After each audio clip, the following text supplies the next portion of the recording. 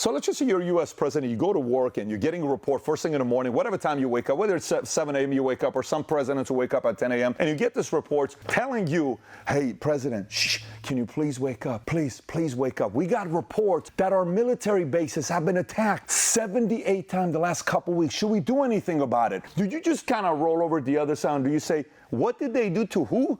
To us 78 times. That can't be real. Let me read it to you. Here's CBS to you. Iran-backed militias in Iraq have claimed responsibility for dozens of attacks that targeted bases housing U.S. troops in Iraq and Syria since Israel declared war on Hamas 2 months ago. The U.S. military says attacks have been carried out against U.S. facilities over the past few weeks, of which 37 were in Iraq and 41 in Syria, and the U.S. has done nothing about it. So if you don't do anything about it, what are they going to say? Keep attacking. They're not responding. They're okay. And then all of a sudden we see video of this organization, Houthis, and they're coming in a helicopter and they get on this ship called the Galaxy Leader, and you're seeing this Houthi militia getting on there with guns, with weapons, and then all of a sudden, boom, they take ownership of this ship, and then they're dancing at the end. Yeah, it's a great idea. Who does this ship own to? It was built in Poland. It's a big ship. Who owns it? It's owned by Ray Shipping. So what's Ray Shipping? It's a company partly owned by Israeli businessman Rami Ungar. Okay, so they're attacking an Israeli-owned company, taking over the ship. Why is it such a big deal? Because we hear about Hamas, we hear about Hezbollah, but Houthis, I mean,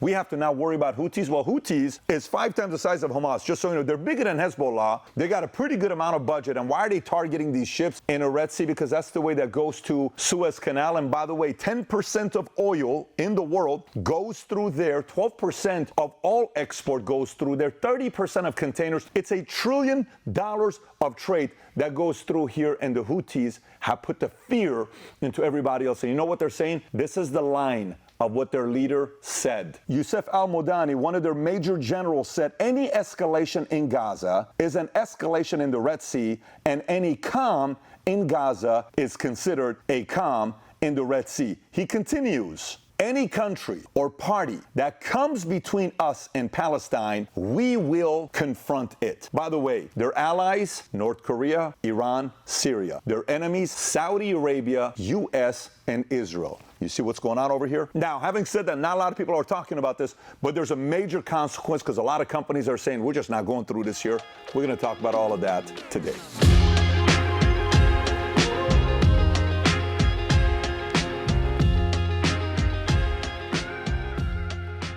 Okay, so if you give value out of this video, give it a thumbs up and subscribe to the channel. Let me give you a quick timeline on what's going on. So remember how I talked about the Galaxy Leader that went through what it went through? That was on November 20th when it was hijacked by heavily armed militias and Houthi-operated helicopters. Then, afterwards, December 4th, U.S. National Security Advisor Jake Sullivan told reporters that the U.S. is working to build a coalition with partner nations to provide protection for global shipping in the region. However, on December 16th, destroyer USS Carney downed a total of 14 drones. What? Is U.S. officially at war if our destroyer is downing 14 drones? Our military bases are being attacked. We're not doing nothing about it. How come no one's really talking a lot about this stuff right now? Now, some people in the military are being proactive about this. The U.S. Navy has positioned the aircraft carrier in the Gulf of Aden and 3 extra destroyers in the Mediterranean. The U.S. Navy deployment extended a 3rd time to ensure continued coverage off Israel. So look, I've been in the financial industry since 9/11, the day before 9/11, and I've owned stocks, bonds, mutual funds, real estate,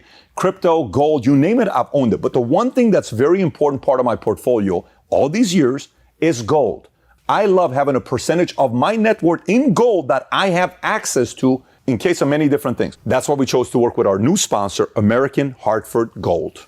If you have retirement funds that you cannot afford to lose, American Hartford Gold will ship physical gold or silver directly to your door. Also, if you have retirement funds that you can't afford to lose, now is the time to call American Hartford Gold, a precious metal dealer you can trust. They have the finest products, amazing customer service, and a buyback commitment. They've earned a 5-star rating from thousands of reviews and an A+ from the Better Business Bureau. Tell them I sent you, and they'll send you up to $5,000 worth of free silver on your first order. So text the word VALUE to 65532 or call 866-695 7074 or click on a link below. So they're not going to send their ships through. A lot of companies are saying, we're just not going through it right now. It's too chaotic. And here's some of the companies that have made that decision. Number one, Denmark AP Moller Maersk on December 15th said it would pause all container shipments through the Red Sea until further notice following a near-miss incident involving its vessel Maersk Gibraltar a day earlier. Now, MSC, Mediterranean Shipping Company, said on December 16th its ships would not transit through the Suez Canal,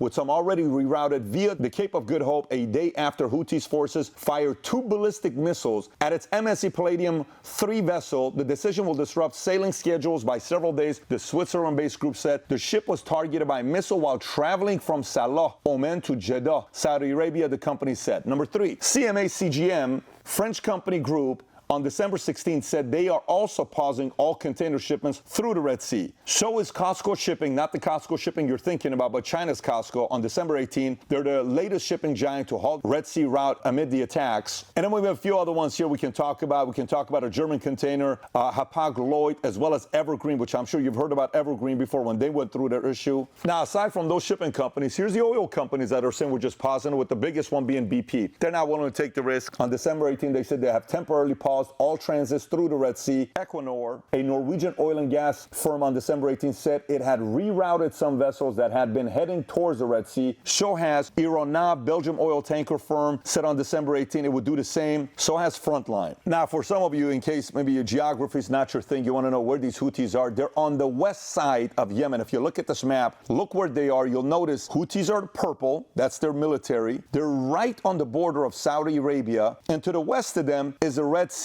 So any ship that pretty much wants to go through that route, you have to go through Houthis. They will see you, and if they want to target you, there's a risk that they can. So what does this mean to some of these guys that are having to reroute the whole thing? All it means is instead of going straight through the Suez Canal and doing the same work in 7,200 miles and less time and less risk, you have to go from Mumbai all the way up to London. It's going to take you 12,300 miles, way more risk, way more choppy, way more potential for damage to be taking place, more fuel, cost of pricing going up, shipping, everything, and that gets passed down to who? The consumer, you and I. So there's a lot of elements to this. One of the elements to this, I want to show you some data for you to take a look at. When you're small and you're going up against the enemy that's formidable and big, the way you annoy them is by hurt them in a place that maybe is the only thing you have. And in this situation, Houthis, West, Red Sea, you want to go through here? You need us. If you don't stop the war in Gaza and Palestine and leave them alone, Israel, we're going to hurt America. We're going to hurt everybody. We're going to hurt 10, 12% of the global trade that's going through here. That's what they're doing. By the way, if you go through the history of what happened to the world GDP, I want you to look at two things here. Here's what's happened to the world GDP over the last 500-600 years. Take a look at this from 1500 to 2015. Notice that sudden spike in 1950. What does this show? This is us working together. And look how that matches with this other data from growth of global export. Look at 1950. It's really not a big climb from 1900 to 1950. All of a sudden, boom! Off to the races. So global exports equals increasing the world GDP. World GDP increasing, more money for you, more salaries. People make more money, less stress, less chaos. The less money they make, the more chaos. So they're trying to cause everybody to have some kind of pain. Now, here's the thing. I definitely want to see our military be a little bit stronger in the way our president could attack to silence them and put the fears in it. We're not really doing that. They have access to information I don't have. Maybe I would take a different approach than the current administration is, but I'm not the president. I'm creating content. However, at the same time, this could be a month thing. This could be a 2-month thing. Nobody thought Afghanistan was going to be a 2-decade thing, and nobody thought Russia-Ukraine was going to be a couple-year thing that it's turned into. If this thing ends in the next week, 2 weeks, couple months, that's good. If it doesn't, you're going to feel the chaos economically coming to a city near you, because this is going to affect the pockets of somebody, and it'll be passed down to you. If you got value out of this video, give it a thumbs up and subscribe to the channel. If you've never seen the power of a canal, go watch this video on Panama Canal. You'll realize how necessary these canals are. Take care, everybody. Bye-bye, bye-bye.